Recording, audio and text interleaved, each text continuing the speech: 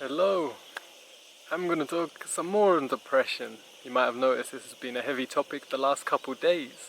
And it's just because I've seen a lot of it and I've felt a lot of it. And I want to provide some hope and some encouragement for you out there if you're suffering from this.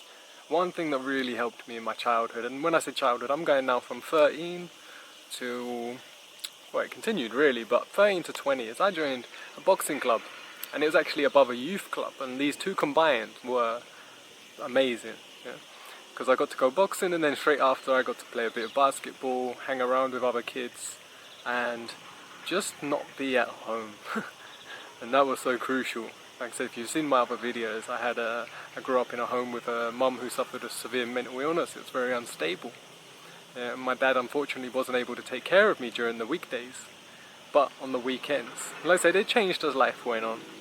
But I just want to let you know, if you're out there and you're suffering from depression, or you just got real traumas, real bad stuff happening at home, that joining some form of social club that does sport, especially sport, exercise, moving. Like I said, for me, boxing was amazing. My dad loved boxing, so that really helped. You know, you want to do that, you want to get into things that your parents are normally involved in, if you've got a good relationship with them. Obviously it's the opposite, if you've got a bad relationship with them, you don't want to do anything that they do. But boxing for me was the one that really gave me just somewhere to go. It was like my sanctuary. You know, I got to go there and just hit a bag, and at the time, yeah, I was fighting with so much anger, so much intensity. I never wanted to compete, I didn't have an interest in that. For me, it was all about the training and releasing that tension, that trying to just, you know, hitting that bag until my hands were bloody raw, quite literally. And luckily I had a great trainer, his name was Pat. I don't know if he'll ever watch this or he'll see it, but maybe. And so I thank him a lot, he really helped out. Like I said, it was just keeping me focused on my training. He knew very little about what was going on in my social life, but he made sure that all the kids in his club were focused on their training and not thinking about the outside world.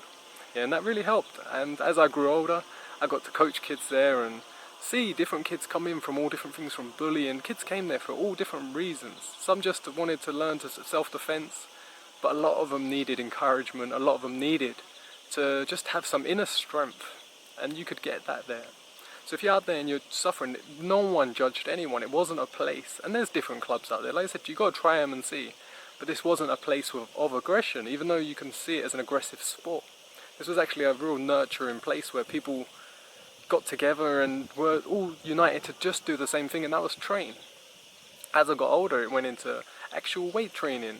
I loved bodybuilding and fitness, and like I said, because my mum was so ill, I just wanted to be so healthy. When I was younger, one of my main things I wanted to be was the healthiest person in the world. Quite literally, I was like, I'm going to be the most healthiest. And role models that took on place were people like Arnold Schwarzenegger, Bruce Lee, these people that I saw. And I was like, wow, they look healthy, and in their films they could take on any challenge. So that was really motivational, really inspiring for me. I think role models are incredibly important. If you don't have a role model, something to look up to, something positive, someone doing something, someone overcoming obstacles, like I said, a hero, someone that takes on something and overcomes it and is victorious. This really helps, and having a positive role model, someone that isn't doing something bad. You know, there's a lot of films out there where the hero is actually sort of a villain, you know, whether it's a drug dealer or mafia style films. And I used to watch a lot of them too, you know, because you're looking for me, male role models and just people that are taking control of a situation.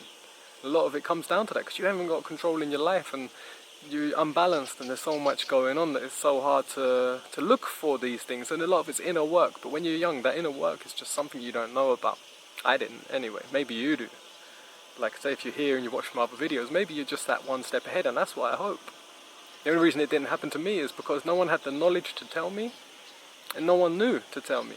Maybe if someone come along, or if YouTube existed in the way it does now, with people sharing, maybe my life would have went a totally different way.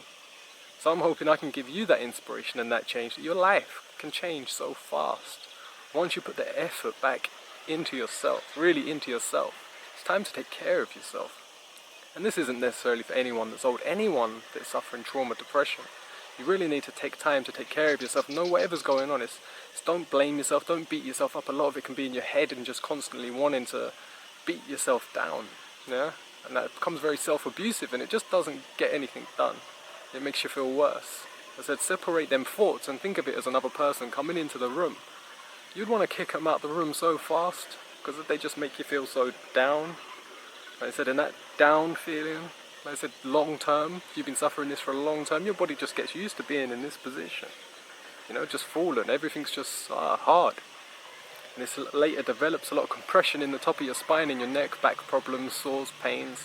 And disclaimer, this isn't medical advice, this isn't psychiatrist advice, this is personal experience. Read my disclaimer as well in the description.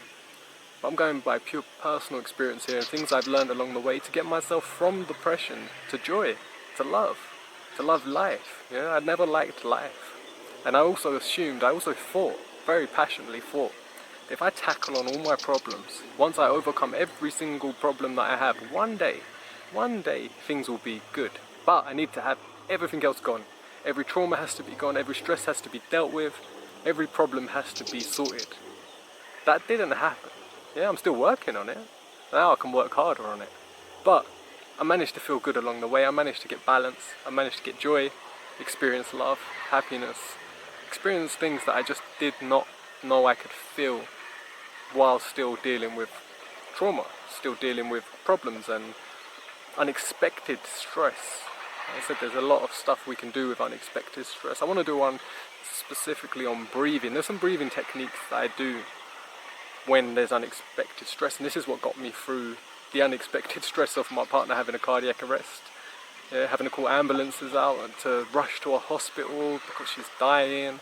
And that causes you a lot of stress when your loved one is literally dying in your arms. Trust me, that is stressful. I hope you don't experience it, and I hope you haven't experienced it and never do. But breathing work changed my life, changed the way I felt. It made me more productive, made me actually able to conquer that task, that responsibility at hand. Yeah?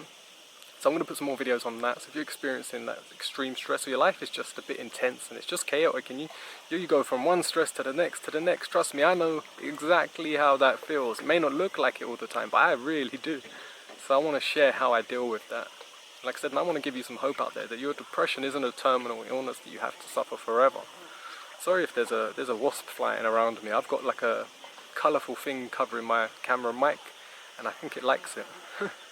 So I hope this gives you some clarity into your depression, clears a little bit of that pressure, takes a little bit of that pressure off. Check my other videos, I've put quite a few more up recently. I said one's uploading right now that's 20 minutes long, where I really go into more detail, real personal stuff. I said, and really ask me questions. I'm so happy to talk about it because I'm through the other side. I never ever thought that I would talk about pretty much any of the stuff I'm talking about, but especially the personal details, and I never was able to. You know, when you're experiencing that pressure and you try and share that with someone, it's so hard. Alright, much love, have a better day. Subscribe to get more content just like this. Like I said, if you're feeling depressed, you need it, I'm here to help. I want to help, I love to help. And I'll see you in the next video.